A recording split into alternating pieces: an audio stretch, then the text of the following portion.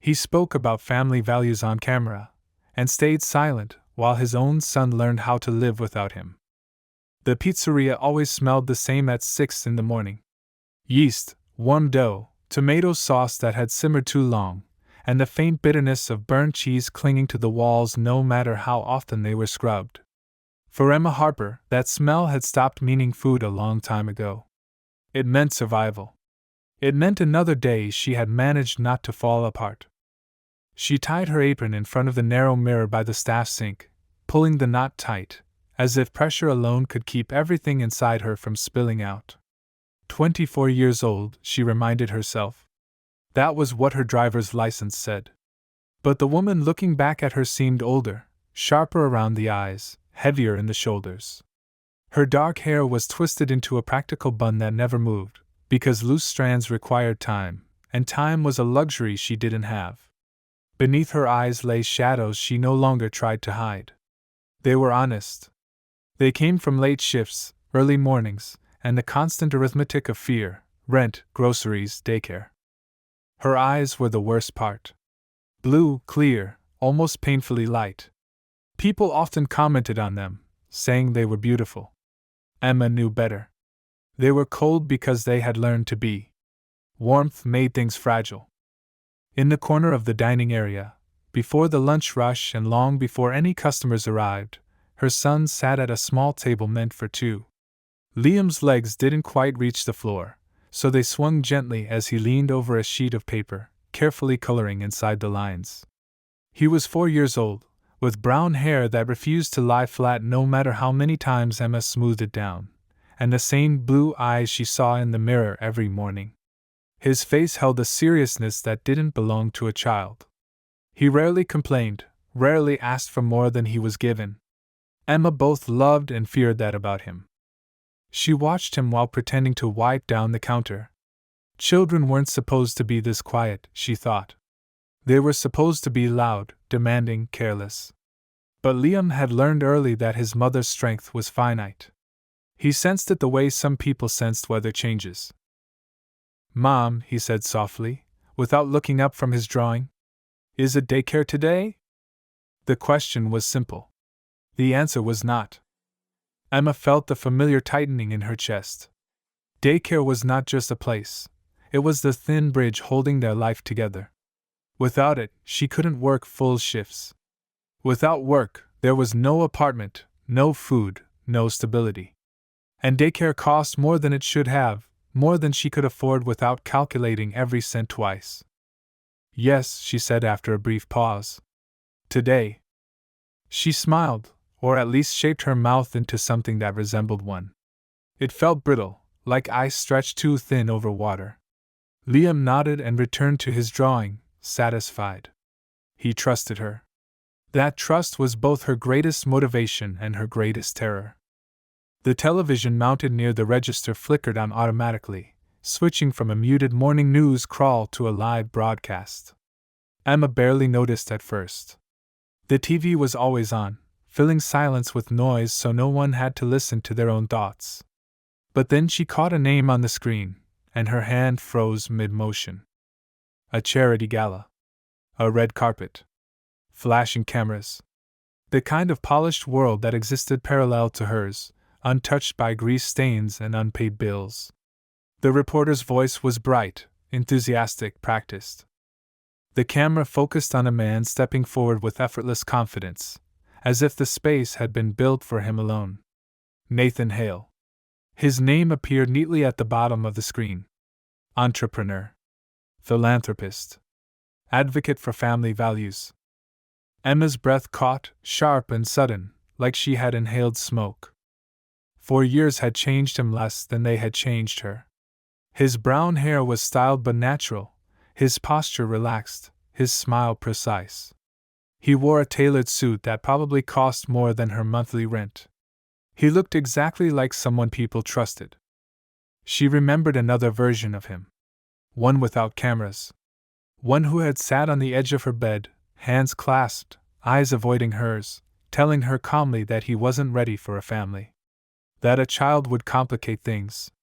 That love wasn't enough when timing was wrong. The reporter asked him what family meant to him. Nathan didn't hesitate. It's the foundation, he said smoothly. Responsibility. The reason life has meaning. Emma felt her fingers tighten around the metal handle of the pizza spatula until the cold bit into her skin. For a moment, she thought she might laugh. For another, she thought she might throw something at the screen. Liam looked up then, drawn by the movement and the unfamiliar intensity in his mother's stillness. His gaze drifted to the television. He stared longer than necessary, his small brow knitting together, as if something deep and wordless had stirred. "Who's that?" he asked. Emma turned toward him. In that second she saw it, the resemblance she had tried not to dwell on, the way certain lines of the face echoed something she had once loved and lost. She had spent 4 years building a wall of silence around that truth, brick by brick, believing that if she never named it, it couldn't hurt them. Now she felt the first crack. "No one," she said quickly, reaching for the remote and muting the sound. The image remained, smiling and confident, but the words were gone. The word "no one" hung in the air longer than it should have. Even without sound, the television felt loud. Liam accepted the answer, because he trusted her. He always did. He bent back over his paper, drawing a house with a crooked roof and a sun in the corner that smiled too wide. Emma turned away, pressing her palm flat against the counter until her breathing steadied. She told herself she had survived worse than memories. She told herself that the past had no claim on her present. But somewhere beneath the steady rhythm of ovens heating and refrigerators humming, she knew the truth had already noticed them again. The evening rush faded slowly, like a tide pulling back inch by inch. One by one, customers left crumbs on their plates, chairs scraped against the floor, and the bell above the door rang for the last time before the sign was flipped to closed. Silence settled into the pizzeria, broken only by the low hum of the refrigerators and the distant sound of traffic outside. Emma wiped down the counter with steady, practiced movements. Her body knew the routine better than her mind did. When her hands were busy, her thoughts stayed quieter. She didn't look toward the corner where Liam sat with his crayons and backpack, but she was aware of him the way a person is aware of their own heartbeat.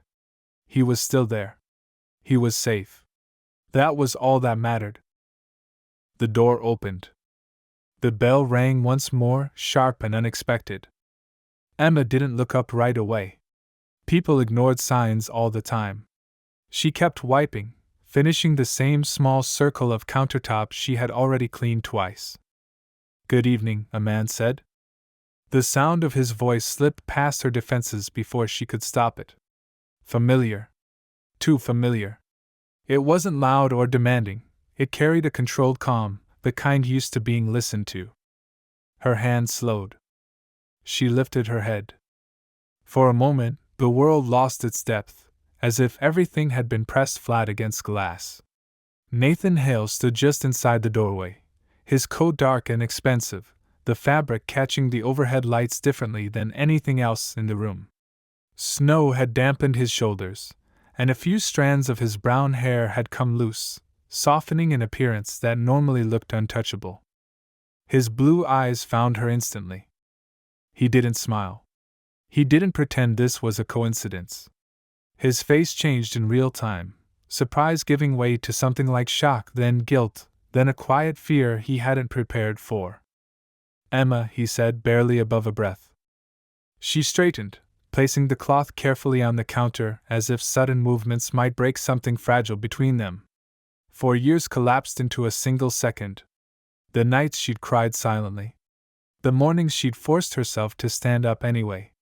The promises she had once believed in. "We're closed," she said. Her voice was level, professional, empty. "You can come back tomorrow." Nathan took a step forward, then stopped. It was as though an invisible line had been drawn across the floor. He respected it, or maybe he was afraid of what would happen if he crossed it. "I didn't know," he said. Emma let out a short breath. "You didn't ask." In the corner, Liam looked up from his drawing. The sound of a stranger's voice had caught his attention.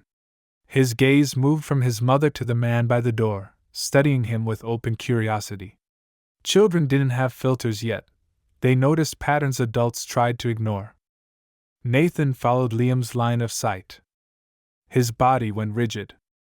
He stared, openly now, at the child sitting just a few meters away. The shape of his face. The color of his eyes. The familiarity he couldn't explain but couldn't deny. It was like seeing a memory given form. "How old is he?" Nathan asked quietly. Emma stepped slightly to the side, placing herself between them without thinking. The movement was instinctive, protective. "Old enough," she said. Nathan swallowed. His jaw tightened, then relaxed. "Is he?"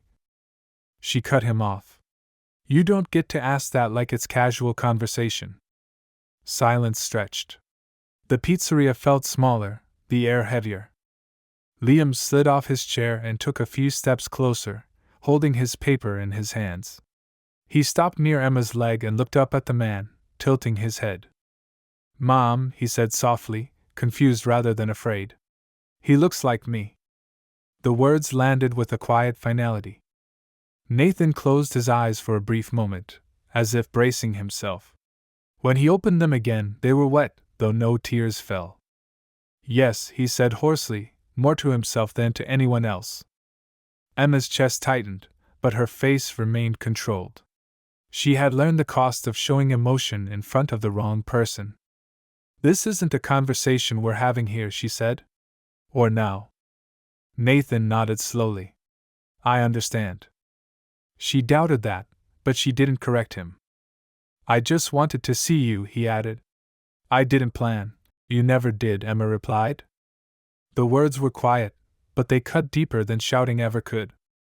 Nathan looked at her for a long moment, as if memorizing her, as if afraid this was the last time he'd be allowed to stand in the same room. Then he glanced once more at Liam, a mixture of awe and regret written plainly across his face. "I'll leave," he said. "But I'm not going to disappear again." Emma met his gaze, her blue eyes cold and unyielding. "That's not a promise you get to make to me," she said. "That's one you'll have to prove." Nathan nodded, accepting the weight of it. He turned and walked toward the door. The bell rang softly as he stepped back into the cold. Emma stood still until the sound of his footsteps faded completely. Only then did she release the breath she'd been holding. Liam tugged gently at her apron. "Mom?" She looked down at him and forced her expression to soften. "Let's go home," she said. But as she turned off the lights and locked the door, Emma knew with a certainty that frightened her more than anger ever had. The past had not just found her. It had walked back in, looked her son in the eyes, and decided to stay. Nathan came back the next afternoon, when the pizzeria was half awake and undecided about the day. The lunch rush had not yet begun, and the space was filled with a restless quiet, the kind that felt temporary but heavy. Emma noticed him through the front window before the door opened. She recognized the shape of his shoulders, the way he paused as if gathering himself, and something inside her tightened in warning. Liam sat on a stool near the counter with his backpack pressed against his knees.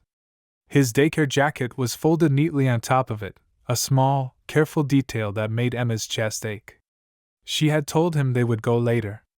She had not told him that later depended on numbers she kept running in her head, again and again, always ending the same way. The bell rang. Nathan stepped inside without hesitation this time. No expensive coat, no polished presentation.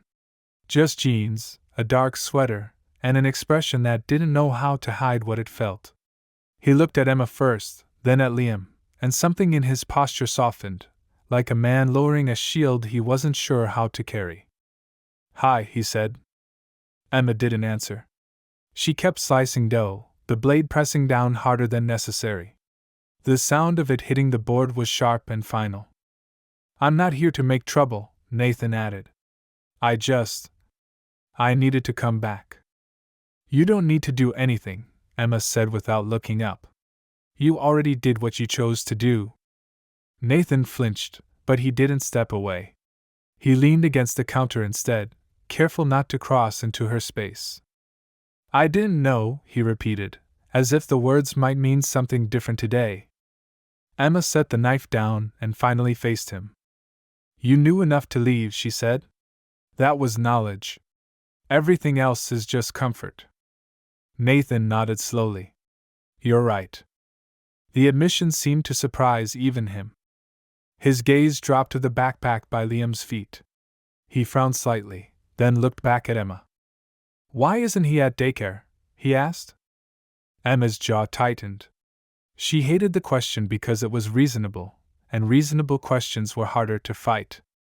They need the payment for the month, she said. Up front. Nathan didn't pretend to think. How much? No, Emma said immediately. He held up his hands. Just tell me. I said no, it's not charity, he replied. It's responsibility. Emma laughed, a short, humorless sound. You don't get to rename things to make yourself feel better.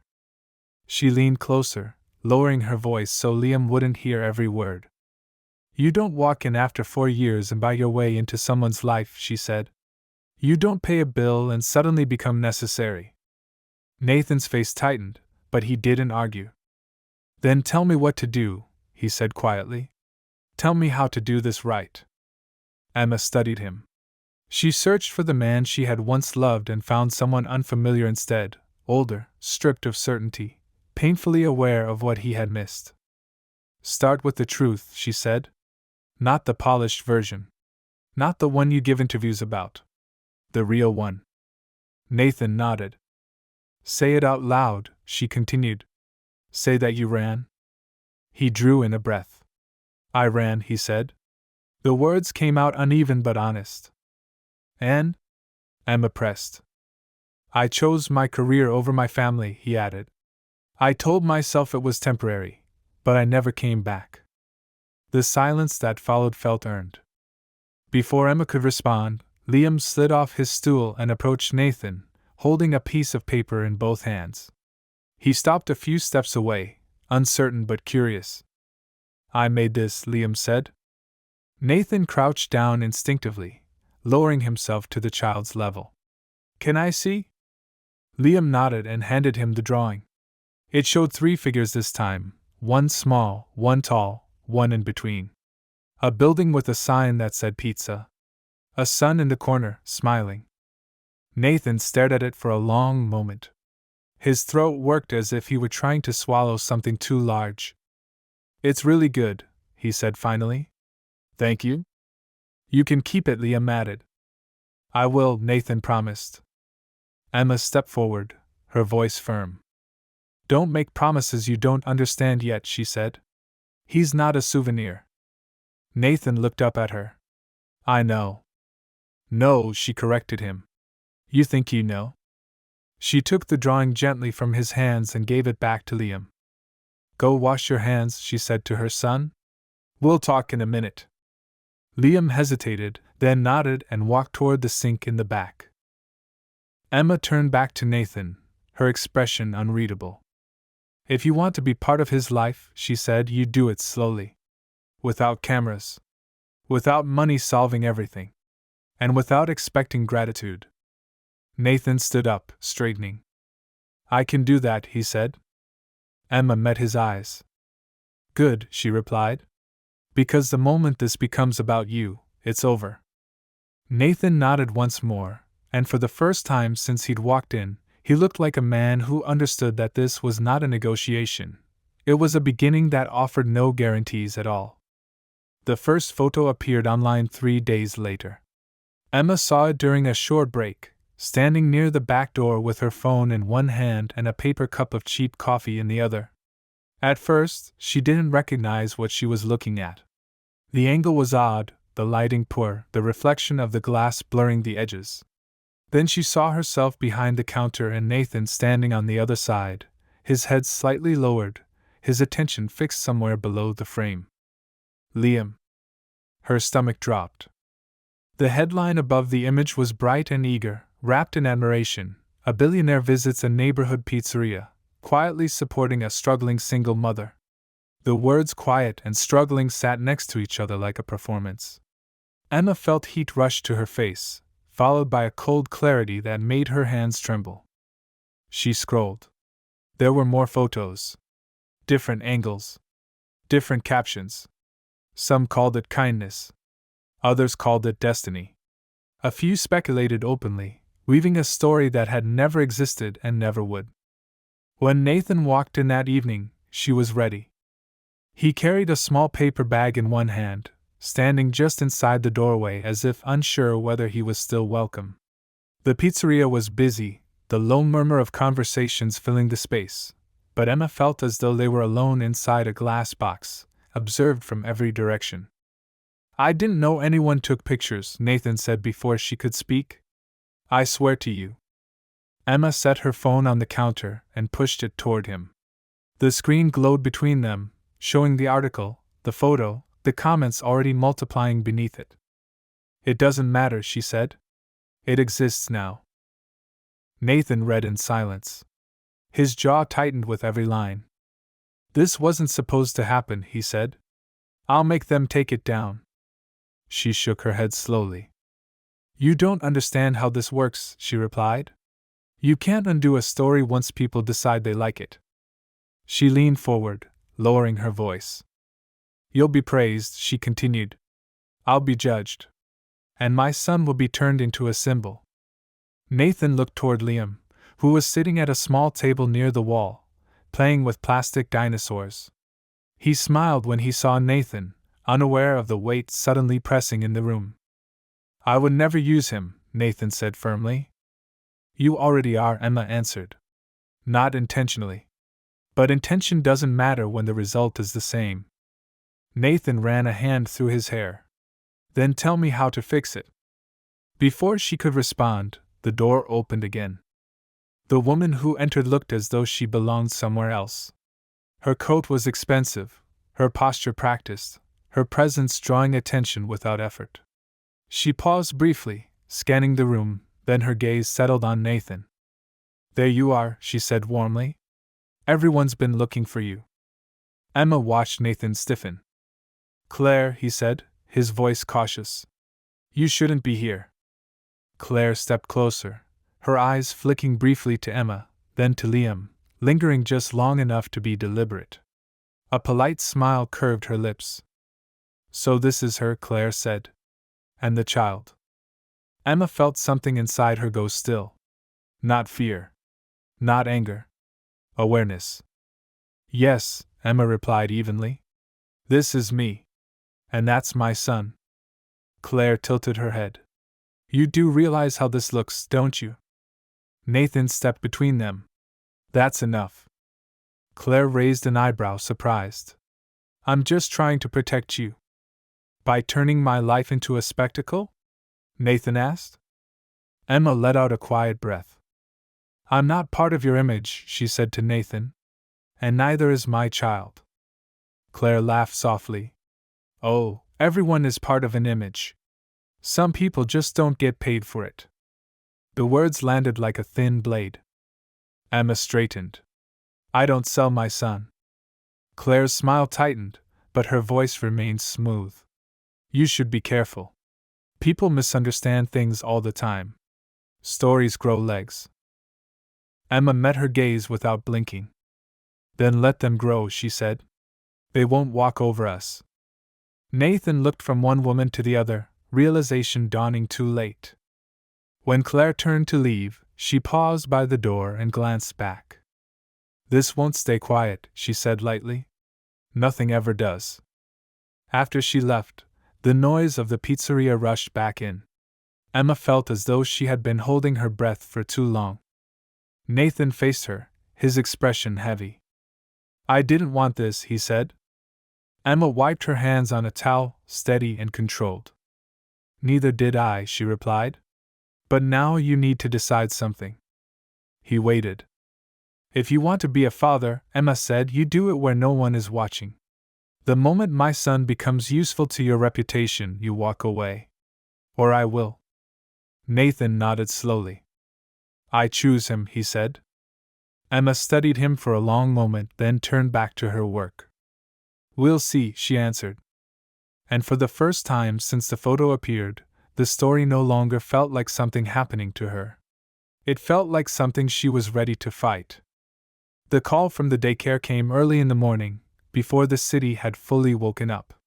Emma was standing in the kitchen, pouring cereal into a chipped bowl while Liam sat at the small table swinging his legs, humming to himself. Her phone buzzed on the counter. The number was unfamiliar, but something in her chest tightened even before she answered. "Ms. Harper," a woman's voice said, polite and distant, trained to deliver inconvenience without emotion. "I'm calling regarding Liam's enrollment." Emma closed her eyes briefly. "Yes." There was a pause, just long enough to feel deliberate. "We still haven't received the monthly payment," the woman continued. "According to our policy, if the balance isn't settled by Friday, we'll have to release his spot." Emma looked at her son. He was tracing the edge of his bowl with a spoon, completely unaware that the stability of his small world was being discussed like a scheduling conflict. "I understand," Emma said quietly. When the call ended, the kitchen felt too small. She rested her hands on the counter and stared at the wall until the pressure behind her eyes eased. Crying would come later, when Liam wasn't watching. At the daycare office that afternoon, the conversation was shorter and colder. Papers were slid across the desk. Policies were pointed to with manicured fingers. No one raised their voice. No one needed to. Outside, the air was sharp and bright. Emma stepped onto the sidewalk and, for the first time in years, the weight of everything pressed down hard enough to break through her control. Tears came suddenly, hot and humiliating. She turned her face away from passing cars and wiped her cheeks with the sleeve of her jacket, angry at herself for feeling exposed. Her phone rang again. This time, she didn't recognize the number, but she answered anyway. "Emma Harper?" a man asked. "Yes. My name is Daniel Ross. I'm an attorney. I represent Nathan Hale." Her shoulders tensed immediately. "If this is about money, tell him no," she said. "I'm not calling with an offer," Daniel replied calmly. "I'm calling because there's something you need to be aware of." Emma leaned against a lamppost, her pulse quickening. "4 years ago," he continued, "when you were pregnant, you signed a document declining child support. Do you remember that?" She did. Too clearly. Sitting at a small table, Nathan across from her, explaining it gently, saying it was temporary, saying it would make things easier. "Yes," she said. "There's a clause in that document that could be used to suggest you intentionally concealed the child," Daniel said. "I don't believe that's what happened, but legally, the language is problematic." The word landed heavily. "I didn't hide him," Emma said, her voice tight. "He left." "I understand," Daniel replied. "And so does Nathan. That's why he's trying to correct it." "Correct it how?" "He's filed paperwork to establish paternity," Daniel said. "Formally. Publicly." Emma let out a sharp laugh, the sound brittle. "So now it's official," she said. "Now it's convenient." Daniel didn't argue. "He isn't doing this to claim custody," he said carefully. "He wants to acknowledge his responsibility." Emma stared out at the street, watching people pass by with groceries, headphones, strollers. Ordinary lives moving forward without pause. "A father isn't a signature," she said. "It's someone who stays." There was a brief silence on the line. "I agree," Daniel said. "That's why I'm calling you first. I want you to be prepared." The call ended, leaving Emma alone with the sound of traffic and her own breathing. She stood there for a long time before forcing herself to move. That evening, after Liam was asleep, she sat at the kitchen table with a stack of old papers she hadn't touched in years. She found the document Daniel had mentioned. Her name. Nathan's name. A paragraph she had skimmed without understanding, trusting the man she loved to be fair. She felt anger rise, sharp and clean, cutting through the exhaustion. This wasn't just about money. It wasn't even about Nathan. It was about the fragile line between survival and losing everything she had built. Emma folded the paper carefully and placed it back in the envelope. Her hands were steady now. Whatever was coming, she would face it awake. The snow started falling in the early evening, heavy and wet, the kind that turned sidewalks into traps and blurred the edges of the city. Emma pulled Liam's hat down over his ears as they left the pizzeria, her fingers cold and stiff. The day had drained her. Every sound felt too loud, every thought too close. "Careful," she said, tightening her grip on his hand as they stepped off the curb. "I am," Liam replied seriously, watching his boots as if they might betray him. The traffic light turned green, and they began to cross. Emma was already calculating the rest of the evening, dinner, a bath, checking messages she didn't want to read, when the screech of tires cut through the air. She saw the car too late. Instinct took over. Emma yanked Liam backward with all her strength and twisted her body toward him, putting herself between the child and the oncoming vehicle. She felt her feet slide out from under her, the sudden loss of balance sharp and terrifying. The impact with the ground knocked the breath from her lungs. For a moment, everything went white. Voices bled into the darkness. Someone shouting. Someone swearing. The wail of a siren growing closer. When Emma opened her eyes, the sky above her was a dull gray blur. Cold seeped through her coat and into her bones. Pain pulsed behind her forehead, deep and disorienting. "Mom?" Liam's face hovered above her, pale and terrified. His hands trembled as he touched her arm. "I'm here," she said, though her voice sounded far away. "I'm okay." But she wasn't sure that was true. The hospital lights were too bright, the smell too clean. Emma lay on a narrow bed while a nurse asked questions she had trouble answering. Concussion. Bruising. No fractures. She heard the words without fully absorbing them. Liam sat in a chair beside her bed, his feet not reaching the floor. He watched her with an intensity that made her chest ache. Children weren't supposed to look at their parents like that, as if measuring how close they came to losing them. "I didn't let go," he said suddenly, his voice small. "I held your hand." Emma reached for him, ignoring the ache in her arm. "You were very brave," she whispered. The door opened quietly. Nathan stepped inside. He looked nothing like the man from interviews or headlines. He wore a hoodie, his hair unstyled, his face tight with fear that hadn't had time to turn into control. For a moment, he just stood there, as if unsure whether he was allowed to exist in the room. "I heard what happened," he said softly. Emma turned her head away. "This isn't the place for guilt." "I'm not here for that," Nathan replied. "I was scared." The honesty of it disarmed her more than any apology would have. Liam slid off the chair and walked toward Nathan, stopping a short distance away.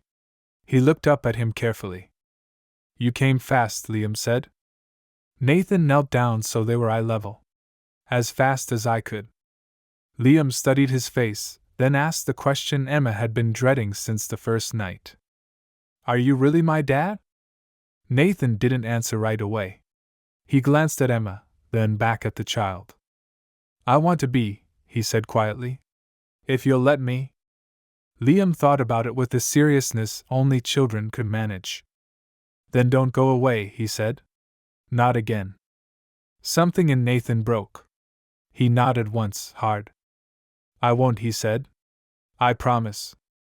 Emma closed her eyes, exhaustion crashing over her. She wanted to reject the moment, to protect herself from hope. But her body was too tired to fight everything at once. Nathan stood and turned to her.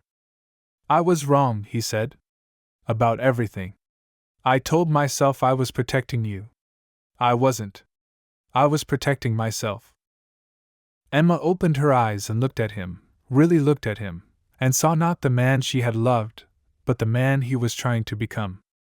"This doesn't change anything," she said quietly. "I know," Nathan replied. "But I needed you to hear it." He stayed only a few minutes more, long enough to make sure Liam was calm, long enough to ask the nurse if Emma needed anything. When he left, the room felt strangely quieter.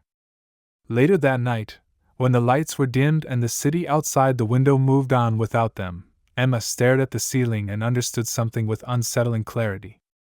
That moment in the street could have taken everything from her.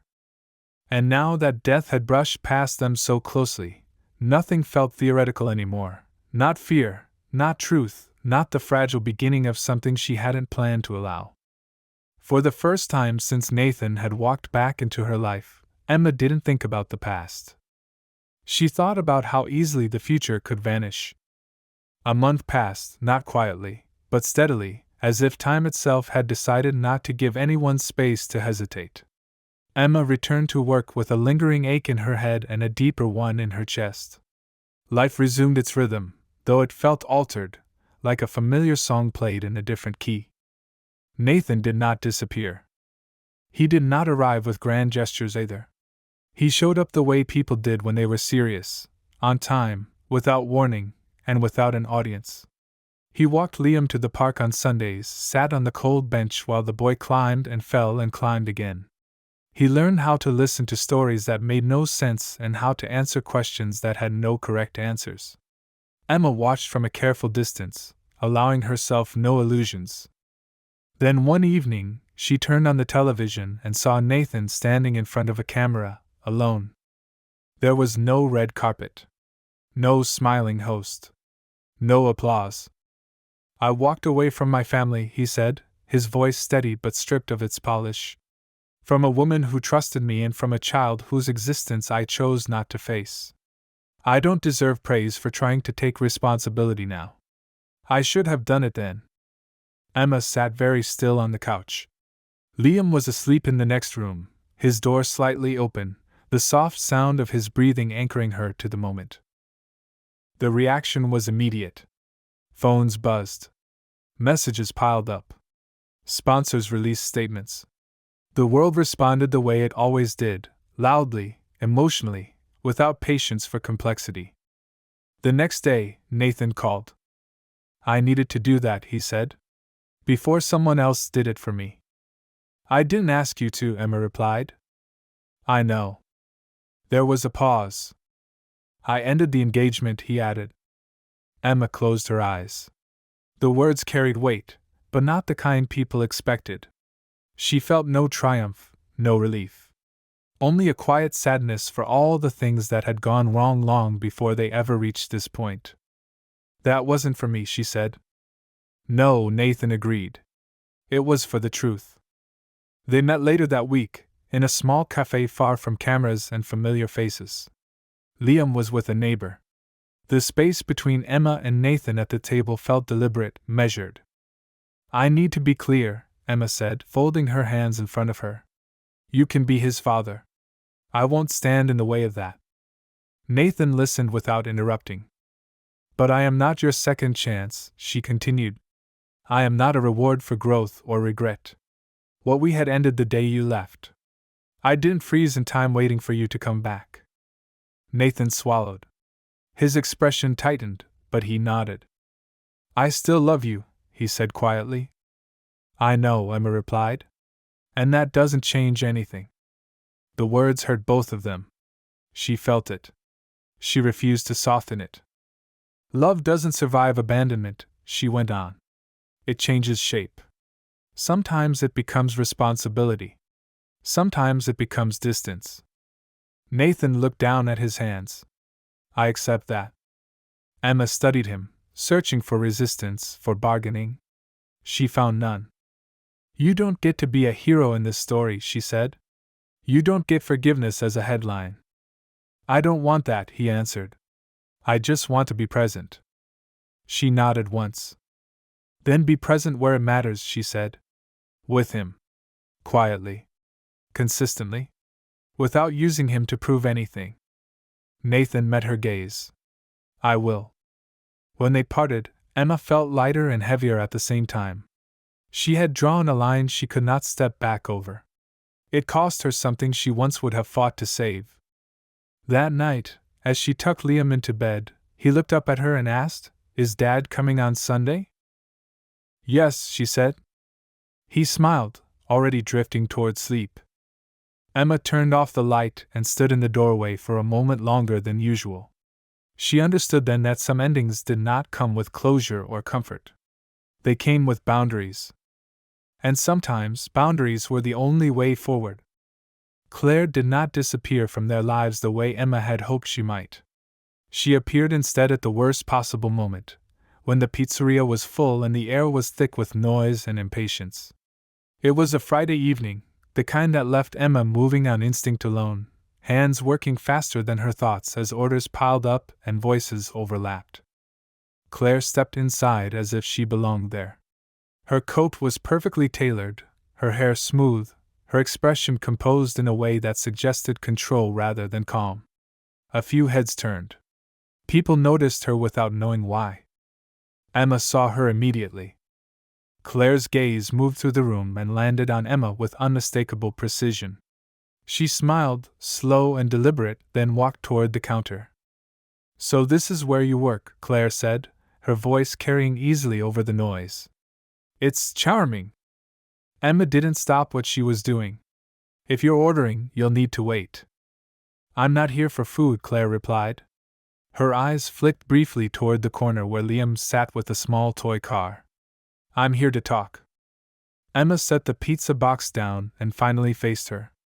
"This isn't the place." Claire leaned in slightly, lowering her voice just enough to make it feel intimate. "Public places are exactly where misunderstandings are born. I thought it might be fitting." "What do you want?" Emma asked. Claire's smile softened, turning almost sympathetic. "I want you to understand the position you've put Nathan in. He's losing sponsors. Partners. People are questioning his judgment." "That's not my responsibility," Emma said.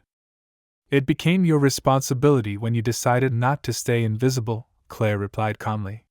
"You and your son complicate things." Emma's hands curled into fists. "My son is not a complication." Claire tilted her head. Every image requires clarity. Right now, the story is messy. A powerful man, a woman from his past, a child. People fill in the blanks, and they're not always kind. Emma met her gaze steadily. "Then maybe the problem is the story, not the people in it." Claire's expression hardened, just for a second. "You're being naive. Nathan doesn't live in the same world you do. He can't afford uncontrolled narratives." "And I can't afford to sell my child," Emma replied. Claire straightened. "No one is asking you to sell him. Just to be cooperative." The word hung between them, heavy with implication. Before Emma could respond, a phone appeared in Claire's hand, its screen dark but unmistakably present. "Be careful," Claire said quietly. "People are already watching. And once they decide who you are, it's very difficult to change their minds." She turned and walked out without another word.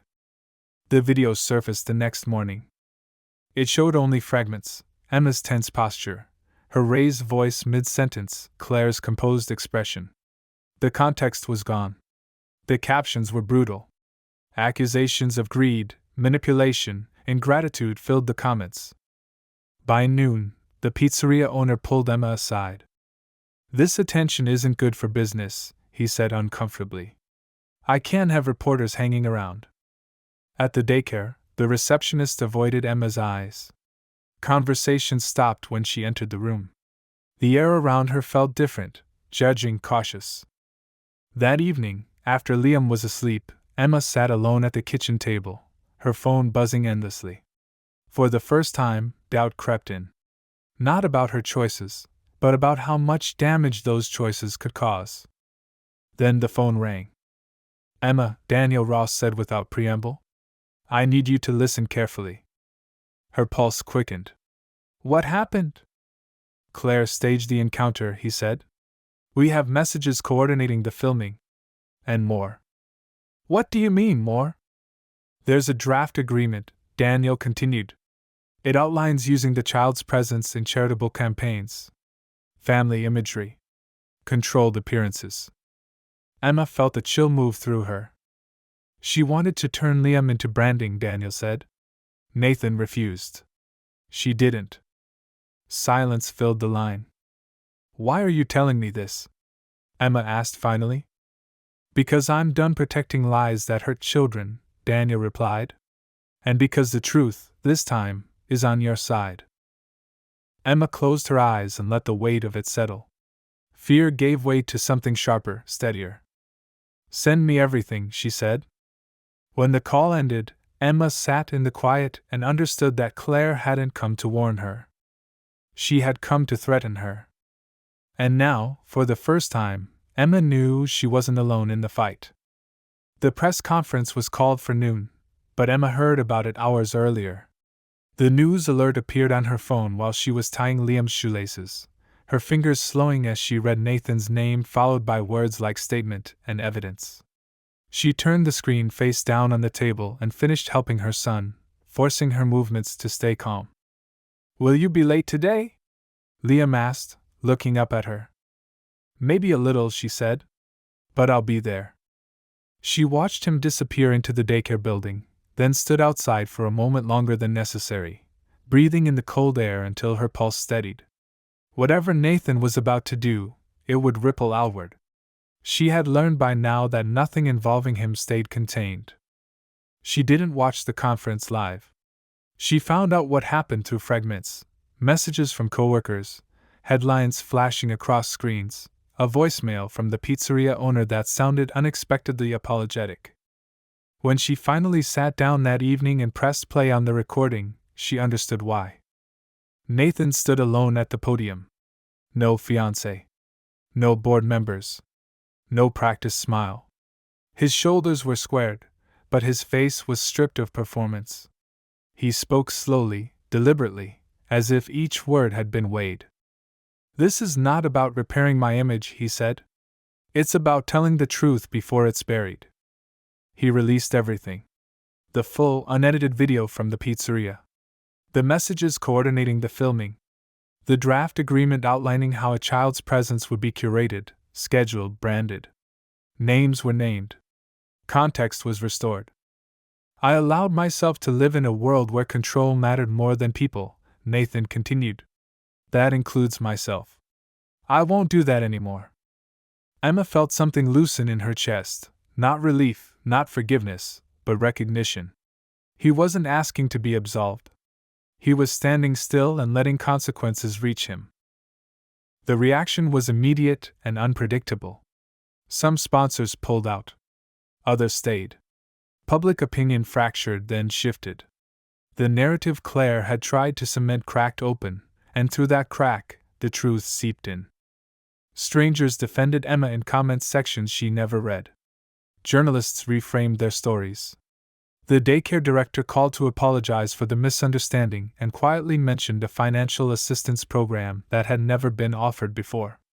The pizzeria owner raised Emma's pay without explanation and asked if she needed flexible hours. None of it felt triumphant. It felt surreal. Late that night, Nathan called. I wanted you to hear it from me, he said. Before anyone else told you. I saw it, Emma replied. There was a pause. I'm sorry it took this much. She leaned back in her chair and stared at the ceiling. You didn't do it for me. No, Nathan said. I did it because it was wrong. All of it. Another pause, softer this time. There's something else, he added. I want to start a fund. Quietly. No press. No branding. Emma closed her eyes. For what? For parents like you, he said. For daycare costs. For people who are working themselves into the ground just to stay afloat. She considered it carefully. Not in your name. I know, he replied. I was hoping. Liam's. Only if you're comfortable with that.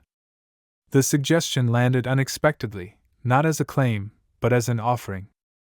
Do it right, Emma said after a moment. And do it quietly. I will, Nathan promised.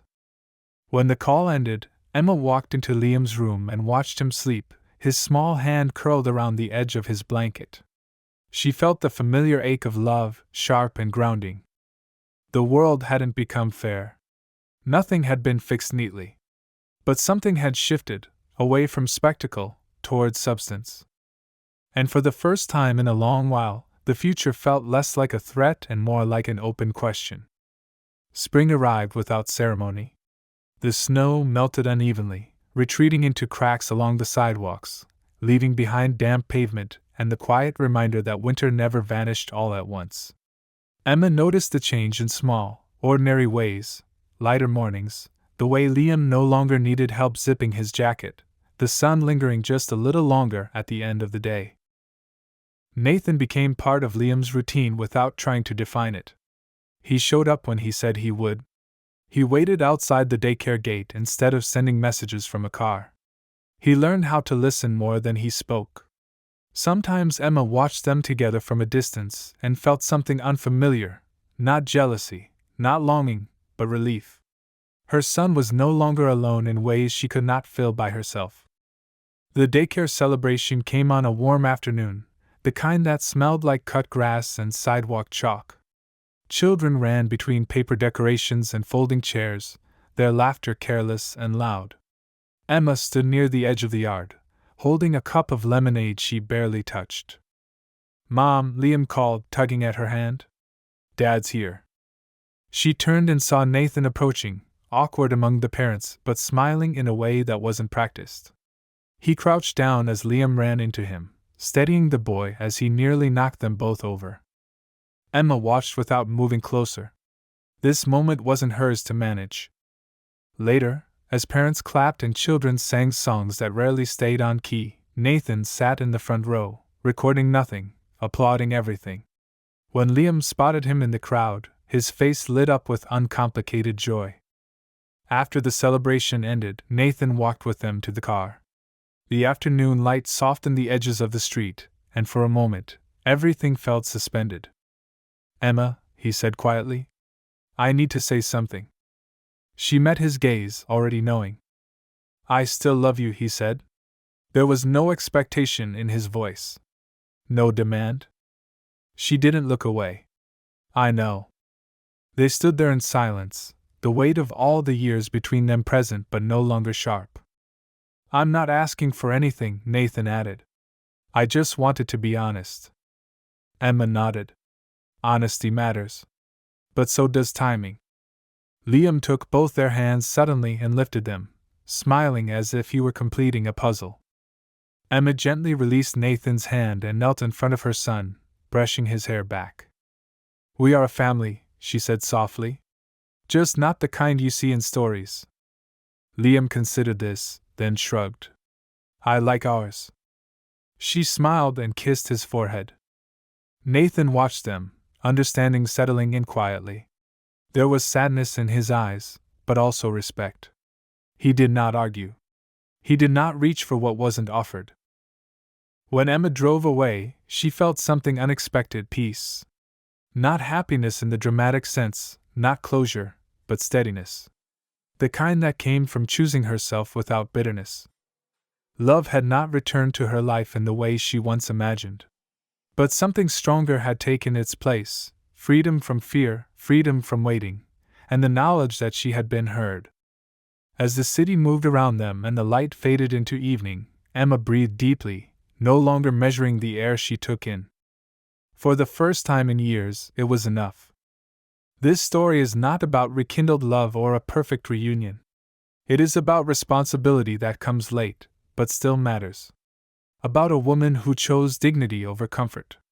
About a man who learned that being a father means showing up, not being impressive. The moral is simple and uncomfortable. Love cannot be reclaimed once it has been abandoned, but the future can still be protected, if one is brave enough to stop performing and start being honest. Real family is built not on declarations, but on quiet, consistent presence.